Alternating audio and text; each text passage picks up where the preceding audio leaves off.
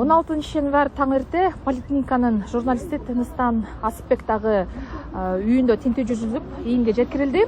Поликлиниканын жетекчиси Дилбар Алимова бизге азыр ушу тинтүү кандай жүргөнүн айтып берет. Анткени сиз өзүңүз ошол видео чыгардыңыз тинтүү болуп жаткан жерден. Мага эртең менен саат 7-лерде Тыныстан чалды, ушу милиция кызматкерлери келгенин айтып. Анан мен жетип келгенче уже милиция квартирасынын ичине кирген экен.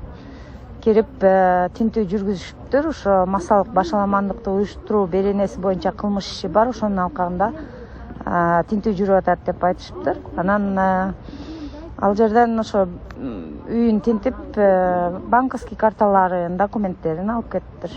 Бизге азырынча ошол эле белгилүү.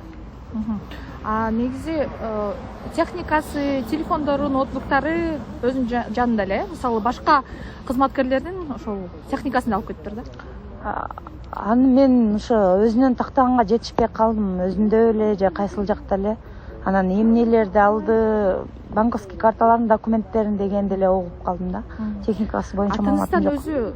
Тыныстан өзү акыркы учурда кандай материалдар даярдап келген? Негизи ушул баягы үйүнө мынтип кирип тинтүүнү анан кандай баалайсыз дейм да? Эми Тыныстан өзү Кыргызстандагы журналист иликтөөчү, төбөсү көрүнүп эле калган белгилүү журналист иликтөөчү десек болот. Анан акыркы учурда ири коррупциялык схемалардын бетин ачкан иликтөөлөргө катышып жүрөт. Анан бүгүн ошол 9 журналисттин бирдей кармалып атышы бул сөз эркиндигине болгон басым деп айтсак болот. Анткени буларды билбейм коркутуу же оозун жабуу аракети болуп атат окшойт. Менин баамымда. Мен ушундай баалайт элем. Адвокаты кирип кетти азыр. Ооба, адвокаттар бардыгына кирди.